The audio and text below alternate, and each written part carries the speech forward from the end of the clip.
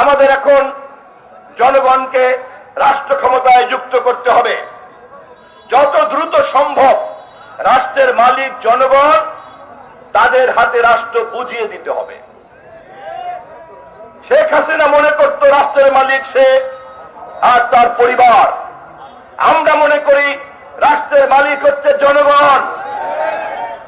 অতএব রাষ্ট্রের মালিকদেরকে অতি দ্রুত রাষ্ট্র বুঝিয়ে দিতে হবে। কেমন ভাবে বুঝিয়ে দেওয়া যাবে? যত দ্রুত রাষ্ট্রের মালিকদের কাছে আমি ব্যালট পেপার পৌঁছে দেব, তত দ্রুত রাষ্ট্রের মালিকদের কাছে আমি রাষ্ট্র পৌঁছে দিতে পারব।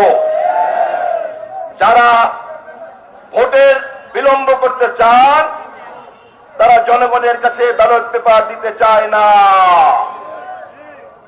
আমরা তাদেরকে সতর্ক করতে চাই, সাবধান করতে চাই। জনগণকে ঘুমন্ত রেখে রাষ্ট্রের মালিকানা কুক্ষিগত করার চেষ্টা করবেন না।